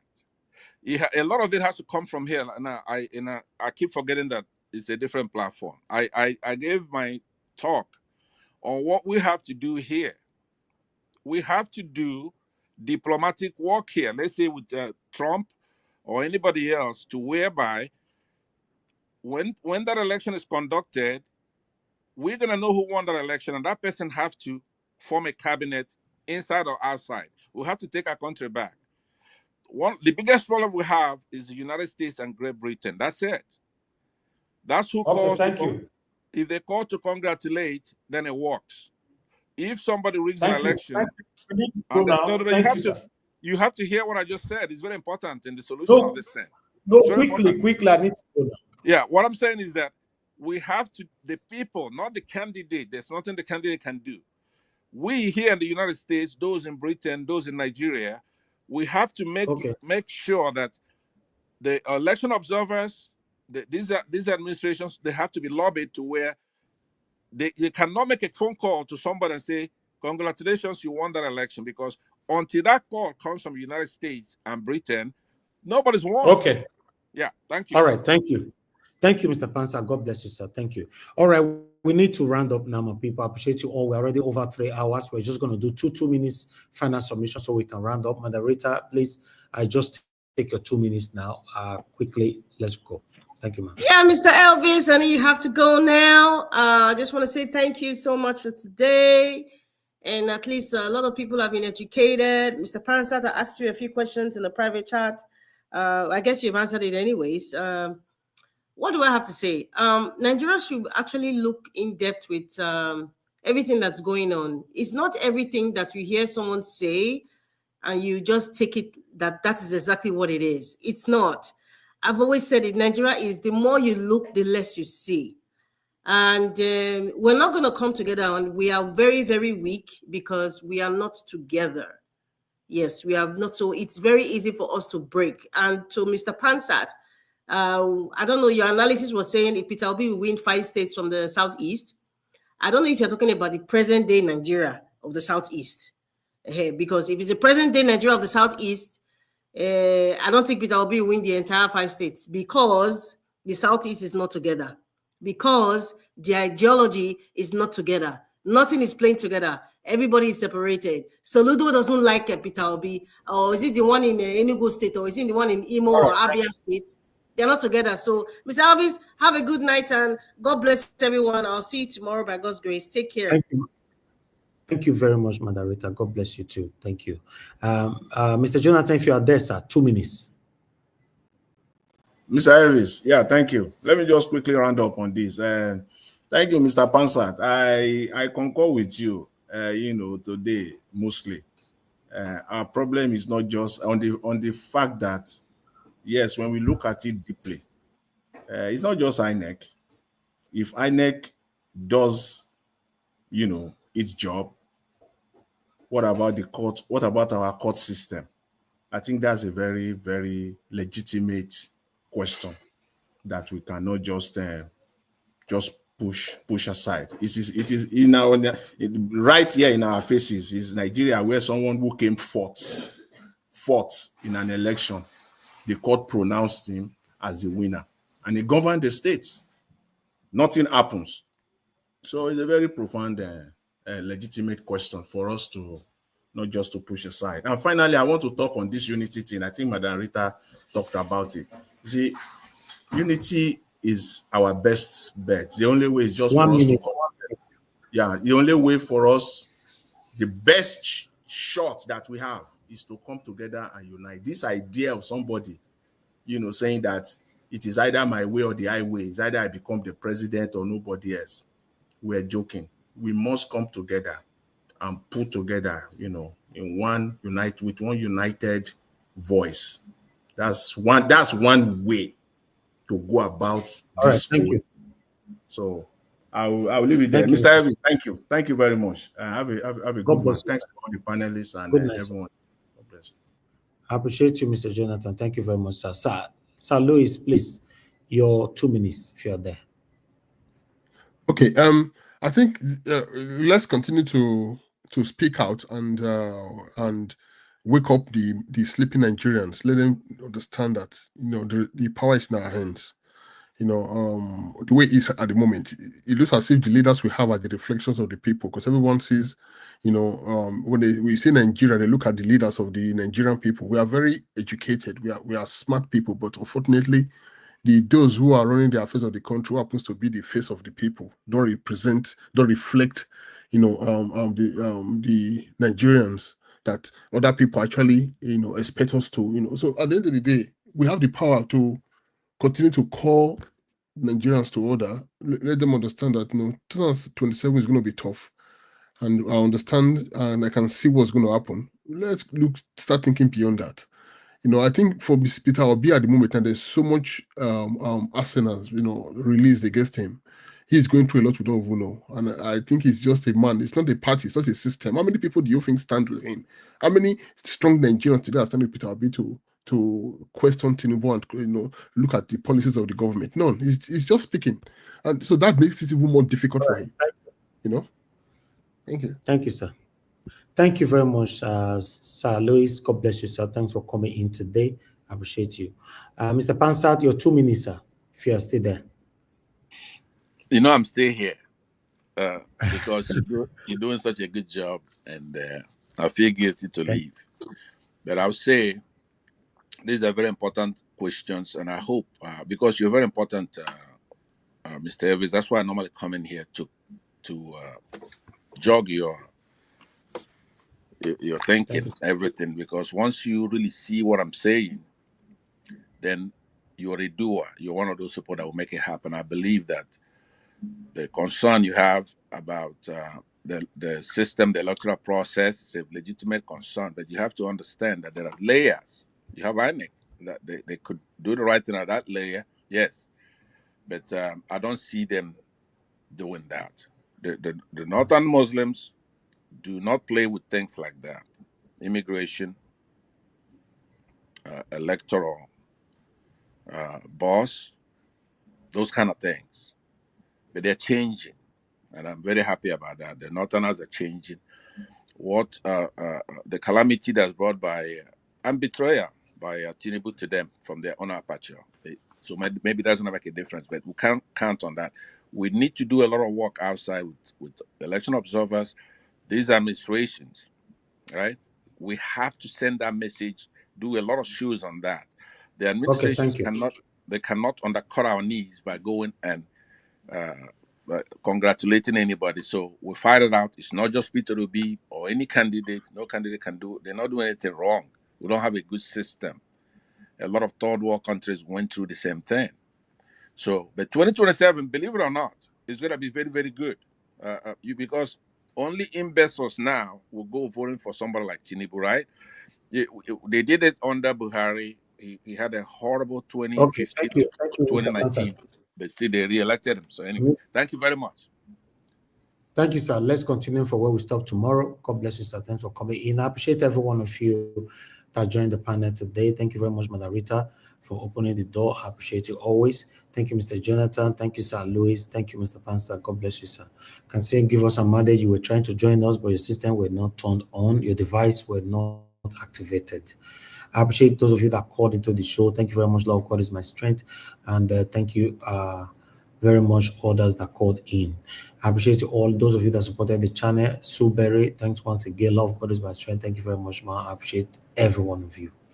Thank you very much, my people, right there on the comment section. Mother of all Mommy Diaspora, thank you very much, Mommy, for all that you do. We appreciate you always.